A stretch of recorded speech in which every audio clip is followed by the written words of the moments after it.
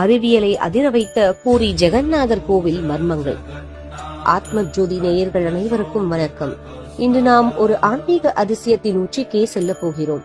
இந்தியாவின் 4 முக்கிய தலங்களில் ஒன்றான ஒடிசாவின் பூரி ஜெகநாதர் ஆலயம்தான். இங்கே நடக்கும் விஷயங்களை நீங்கள் கேட்டால் இது எப்படி சாத்தியம் என்று ஆச்சரியப்படுவீர்கள். வெறும் நம்பிக்கை மட்டுமல்ல, நவீன அறிவியலின் விதிகளையே தலைகீழாக மாற்றும் 5 மர்மங்களை இன்று நான் உங்களுக்கு பகிரப் போகிறேன். இதில் கடைசி ரகசியம் இதுவரை நீங்கள் எந்த சேனலிலும் கேட்டிராத ஒன்றாக இருக்கக்கூடும். முதலில் இந்த ஆலயத்தின் உச்சியில் இருக்கும் கொடி காற்று எந்த பக்கம் வீசினாலும் இந்த கொடி அதற்கு எதிர் திசையில் மட்டுமே பறக்குமாம். ஏன் இப்படி நடக்கிறது என்பதற்கு யாரிடமும் பதிலில்லை. அடுத்ததாக, இந்த ஆலயத்தின் பிரதான கோபுரத்தின் நிழல் பகல் நேரத்தில் ஒருபோதும் தரையில் விழுவதே இல்லை. எந்த கோணத்தில் சூரியன் இருந்தாலும் கோபுர நிழல் மறைந்தே இருக்கும். அது மட்டுமா, ஆலயத்தின் சிம்ப துவாரத்திற்கு வெளியே கடல் அலைகளின் சத்தம் பேரிரைச்சலாக கேட்கும்.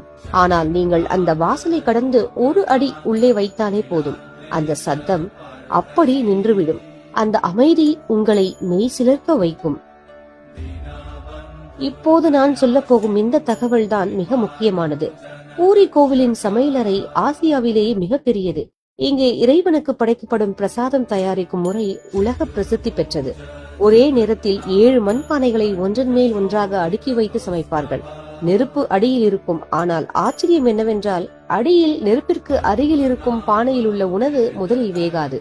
உச்சியில் இருக்கும் 7வது பானையில் உள்ள உணவுதான் முதலில் வேகும். அதன் பிறகுதான் படிப்படியாக 6வது 5வது என வரிசையாக வெந்து கடைசியாகத்தான் நெருப்பிற்கு மேல் இருக்கும் முதல் பானை உணவு வேகும். இது இயற்கை விதிகளுக்கு சவால் விடும் ஆன்மீக அதிசயம் என்று தானே சொல்ல வேண்டும். இறுதியாக ஒரு ரகசியம். ஜெகநாதரின் சிலை மாற்றப்படும் போதும் பழைய சிலையிலிருந்து புதிய சிலைக்கு பிரம்ம பதார்த்தம் என்ற ஒரு பொருள் மாற்றப்படும்.